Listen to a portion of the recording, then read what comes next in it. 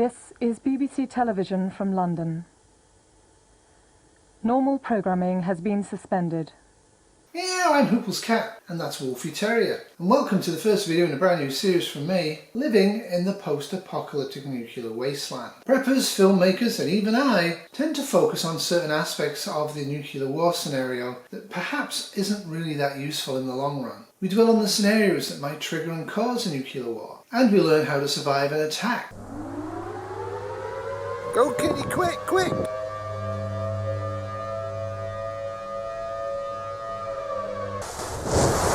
We learn how to divert the blast and the fallout and store food and water and all of that good stuff. And we figure out where the fallout's going to be and where the targets are using our best guess and old government data. Chernobyl was a nuclear plant meltdown. It wasn't a nuclear bomb. And that showed us that up to 1,500 miles away, food can be contaminated for decades and cause cancer. Not 100% in everybody, but it's radiation's a definitive threat. If a lot of Chernobyls are going off all over the spot because of nuclear war, we're going to be in a much worse situation.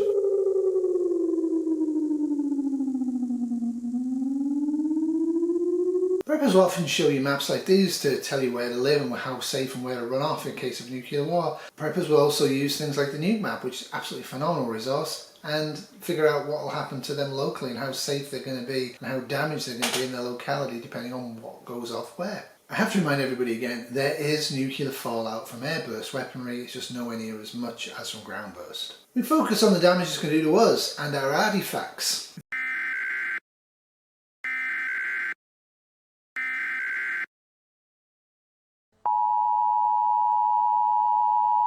Focus on how to mitigate that damage and how to avoid that damage. It's 5 days after the strike. This is the Regional Wartime Broadcasting Service. The time is just after 9 o'clock, and here is the second regional bulletin for the 6th of April. In the region, 2 large nuclear bursts occurred, one in Naptonshire and one in Denbighshire. Radioactivity is affecting many parts of the county, and everyone should stay in protected accommodation unless there is a vital need or reason to emerge. It is essential that you do everything possible to conserve your stored supplies of food and drinking water. The controller wishes to assure the residents of Naptonshire that everything possible is being done. What we tend not to do is look at what happens once we leave the bunkers, when time goes by. Into the blast tunnel.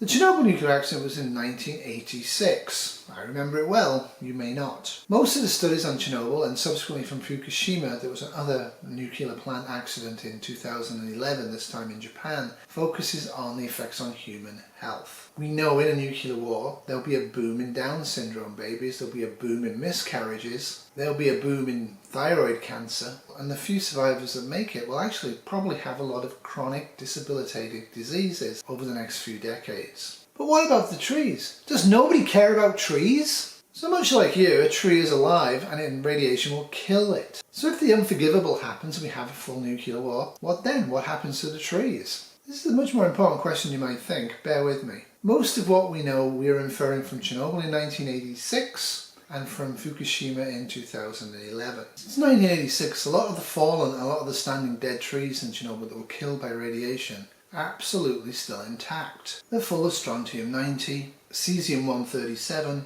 and plutonium-238 and various other radioactive elements. This means if there's a wildfire, a lot of the radiation that's stored up in those trees is going to go back into the atmosphere and become a secondary threat, a new threat of cancer to anybody who breathes it in. In various places in Chernobyl in 2014, 28 years after the accident, the top 10 centimetres of soil, 3 inches for you Americans, was as radioactive as it was the month after Chernobyl exploded. It's literally just sitting there in the top part of the soil. Now forest debris, especially dead fallen forests and a lot of dead stuff in Chernobyl forests, actually makes perfect tinder. If there's a wildfire, all of that radiation is going to go into the atmosphere and blow over cities that haven't been evacuated. In the event of an unforgivable nuclear war, this risk would be the same in every forest in North America, every forest in Europe, and every forest in Northern Asia, and possibly every forest everywhere. So for decades after a nuclear war, you have to either run away and avoid any smoke from wildfires or fight wildfires wearing respirators and then decontaminating yourself. In the event of a nuclear war, it's highly unlikely there'll be an organised response to allow that. You're going to have to be mobile. You're going to have to run around and escape any sign of wildfire. Looking at you, California.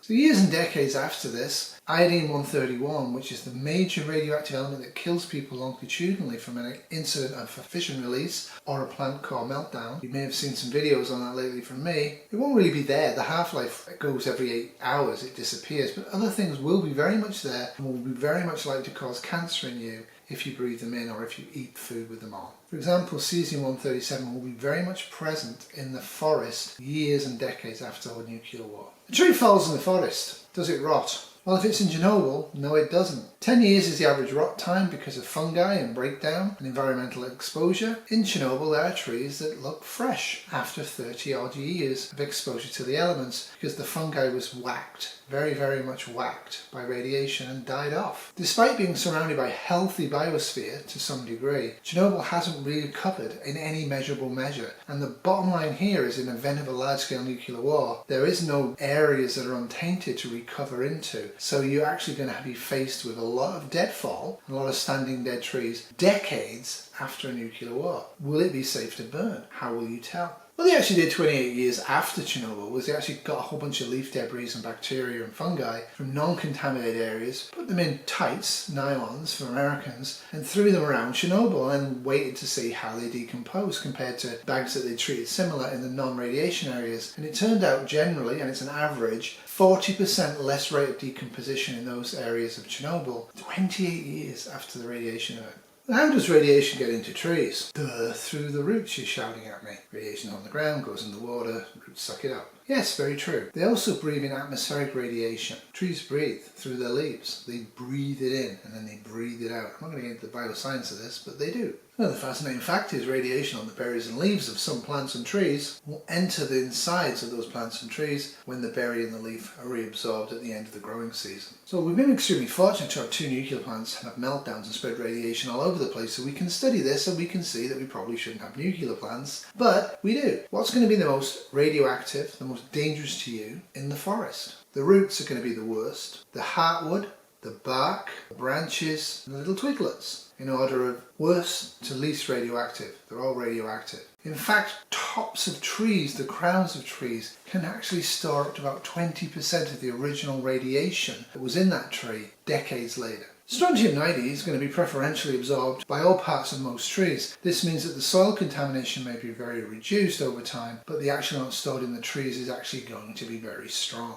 This is particularly important for certain trees. If you can, try to avoid the oaks, the red oaks, etc. Avoid them if you can. They're actually very susceptible to real serious accumulation of strontium-90. If you can, safely remove the top 5 centimeters or 2 inches of soil. That amount of soil and any leaf debris on top of it in a forest will be very radioactive. So your wood's radioactive, it's dead standing or it's live standing or it fell on the ground and it's been chopped up and you're burning it. What's the threat? Well, the threat is radiation is going to absolutely pour into the smoke and you can breathe that radiation back in. Now years later, iodine-131 is no threat. Everything else is going to be a huge threat to your life. You've got to make sure you don't inhale smoke. But something else people won't really think about because we're not trained as physicists is that the ashes of those burning trees, either in a wildfire or in your stove, are going to actually have much higher levels of radiation in than the trees themselves. The wood ashes will be deadly.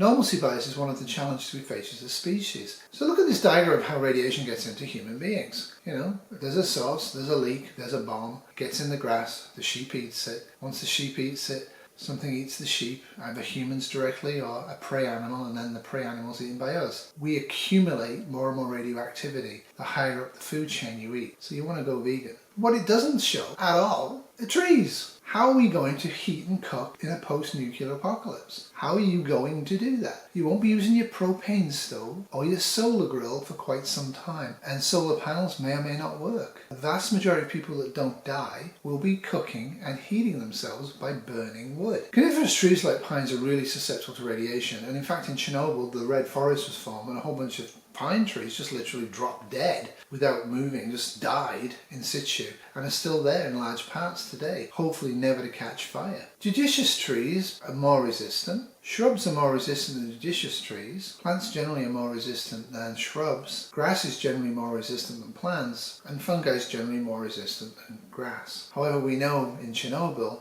fungi also was really reduced. There's no good answer here. So foraging, one of the great perennials people go on about, after a nuclear war, for about 5 to 7 years, pine trees won't produce any nuts. All the nut trees will be similarly affected. Those that don't die outright are going to be so damaged they're not going to produce nuts for an awfully long time. Berries and fruits are going to be radioactive for decades afterwards. Decades afterwards. A quarter of them will kill you. It won't be that you eat some blueberries you find in the forest and die. It'll be that you eat some blueberries and some of those blueberries are so radioactive you can increase your chances of cancer, and eventually if you eat blueberries every day or as often as you can get them, you're going to get cancer and you're going to die. Probably earlier than you would if there was no nuclear war. You want to limit your exposure to radioactive elements as much as you can. And a vital part of that is not inhaling smoke and trying to keep wood from before the nuclear explosions went off to burn. On my land here, I've been removing debris fields that have built up over decades, it looks like, and I've been reprocessing them. I've done 2 so far, and I have multiple other ones to do. And I'm going to find them, I'm going to extract them, I'm going to put the brush aside. But the brush in a nuclear war situation is actually burnable. So throw tarps over that and protect that from radiation falling on it. What I have found out is it takes a day or so to process 2 piles, and you could do 4 piles or 5 piles in a day. And if there was more than 2 people doing it, you could do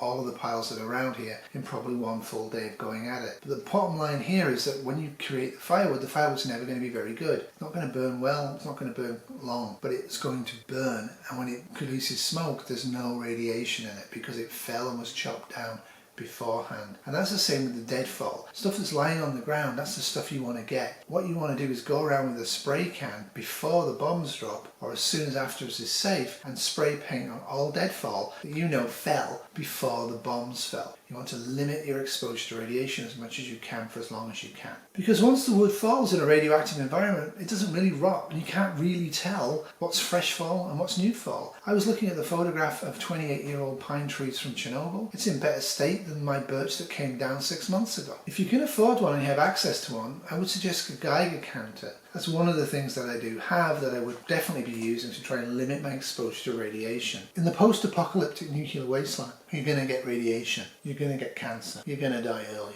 You won't be able to prevent that. What you can do is try to mitigate that happening faster than it needs to.